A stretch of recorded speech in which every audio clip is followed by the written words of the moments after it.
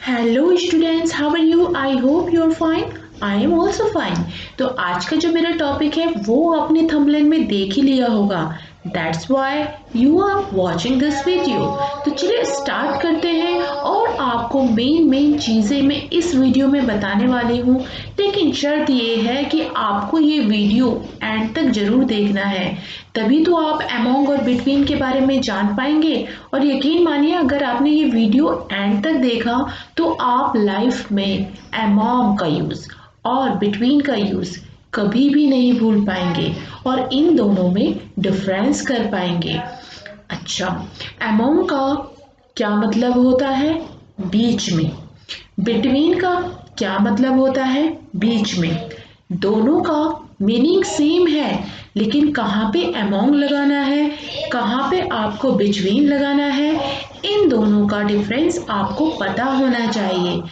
चलिए स्टार्ट करते हैं। लेकिन इससे पहले मैं आपको बताना चाहूँगी कि अगर आप बेसिक इंग्लिश सीख रहे हैं तो आप टेंसेस की यानी 12 टेंसेस का मैंने प्लेलिस्ट बना रखा है, उसको आप ज़रूर देखें। डिस्क्रिप्शन बॉक्स में उसका लिंक दे रखा है।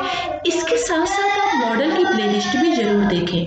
आपको एक चीज़ इम्पॉर्टेंट बता दूं कि देखिए, अगर आप अभी बेसिक यानी शुरुआती इंग्लिश सीख रहे हैं तो आपका टेंसेस में पकड़ मजबूती से होनी चाहिए, क्योंकि एक व्यक्ति जो टेंसेस को भली भांति जानता हो वो भी अच्छे से इंग्लिश में टॉक कर सकता है, भले ही वो एडवांस इंग्लिश की तरफ ना बढ़े और एडवांस इंग्लिश में बात ना कर पाए।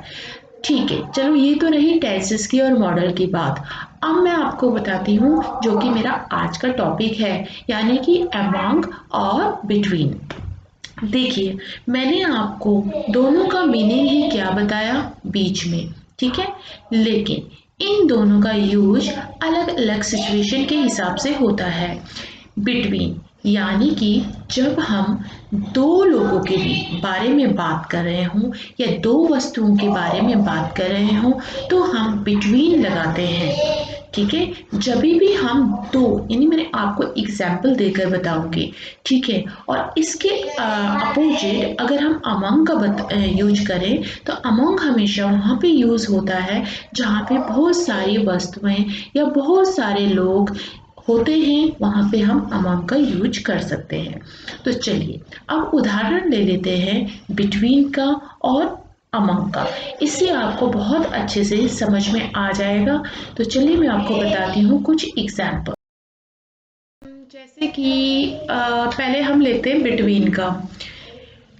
वह अपनी मम्मी के और पापा के बीच में खड़ा था। तो इसमें हम इस तरीके से सेंटेंस बना सकते हैं, he was standing between his mother and his father. ठीक है, तो आपने देखा बिटवीन, यानी कि बिटवीन का मतलब होता है बीच में। जब भी हम दो ऐसी चीज़ों के बारे में बात कर रहे होते हैं जिसके बीच में कोई वस्तु रखी हो या कोई इंसान यानी ह्यूमन बीइंग की हम बात कर रहे हों, तो वहाँ पे हम बिटवीन का यूज करते हैं।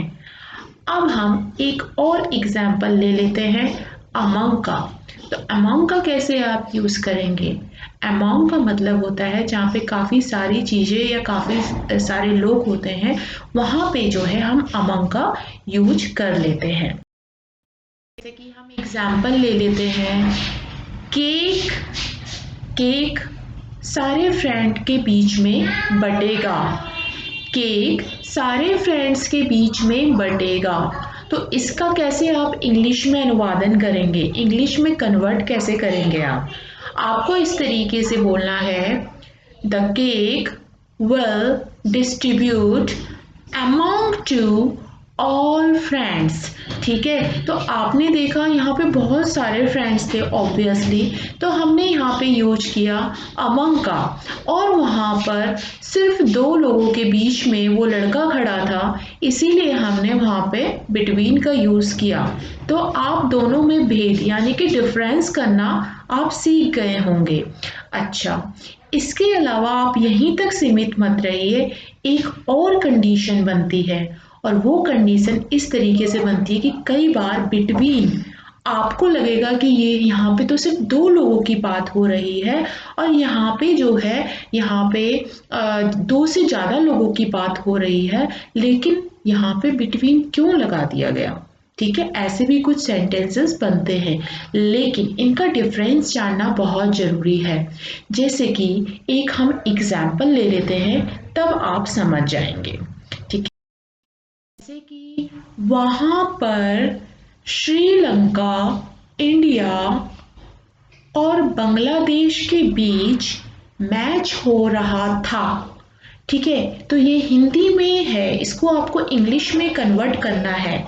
तो अब आपको क्या लग रहा है कि यहाँ पे अमंग लगना चाहिए या बिटवीन लगना चाहिए। लेट्स सी, देखते हैं। There was match between Bangladesh, India and Pakistan. तो आपने देखा, मैंने यहाँ पर बिटवीन लगाया। क्यों लगाया? क्योंकि यहाँ पर एंड लग रहा है, यानी कि और लग रहा है। इसकी बहुत ही अच्छी पहचान है कि अगर किसी भी वाक्य में अगर दो तीन चीज़ें या दो तीन देश या कुछ स्पेसिफिक स्पेशल चीज़ दे रखी है और उसमें और लगा हुआ है, तो वहाँ पर आप लगाओगे बिटवीन। ठीक है, समझ रहे हैं ना आप। कोई स्पेशल गेम या फिर कुछ स्पेशल वर्क, किसी स्पेशल स्पेसिफिक चीज़ की बात हो रही है, उसमें या तीन चीज़ें या चार चीज़ें इंक्लूड हो रखी हैं और वहाँ पे एंड आ रहा है, यानी कि हिंदी में और आ रहा है, तो वहाँ पर आप बिटवीन का यूज़ करेंगे। इसी के अपोजिट अगर हम अमंग की बात करें, तो अमंग का मैं एक उदाहरण देकर आपको बता। वहाँ वहाँ श्रीलंका, इंडिया, बांग्लादेश के बीच मैच था। ठीक है, या फिर वहाँ श्रीलंका, इंडिया, बांग्लादेश के बीच मैच हो रहा था। ठीक है, या मैच हो रहा है। ठीक है, तो हम इसको मैच हो रहा है करके बनाते हैं। तो इसमें आपको लिखना है देयर देयर इज आपको किस तरीके से सेंटेंस बनाना है। पहले आपको माइंड में ये रखना है कि यहाँ पे बिटवीन आएगा या अमंग आएगा। तो लेट्स सी, देखते हैं। There is match among Sri Lanka, India Bangladesh. That's it. अब बताइए इसमें अमंग क्यों लगा।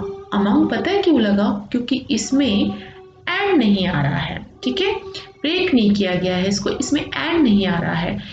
पिछले सेंटेंस में मैंने तीनों कंट्री ली थी, लेकिन तीनों कंट्री में मैंने जो है और लगाया था, लेकिन यहाँ पे मैंने तीनों कंट्री लगातार बोली, तो यहाँ पे हम अमंग का यूज़ करेंगे। ठीक है, तो अब मैं आपको मोटा मोटा बता देती हूँ। इसमें आपको बिटवीन वहाँ पे यूज़ होता है जब दो वस्तुओं के बीच में कोई वस्तु रखी जाती है या फिर दो लोगों के बीच में कोई वार्तालाप या किसी भी तरीके की कोई एक्टिविटी हो या कोई चीज़ रखी हो, कैसा भी वाक्य बन सकता है सिचुएशन के हिसाब से। दो लोगों के मध्य अगर कोई बात होती है, तो जो है हम यूज करते हैं किसका? बिटवीन का। और हम अमंग का यूज करते हैं जहाँ पे बहुत सारे लोग होते हैं। ठीक है, तो इस तरीके से आप सेंटेंस बना सकते हैं। आई होप आपको वीडियो पसंद आया। Please hit the like button and subscribe the channel and don't forget press bell icon. Thank you so much.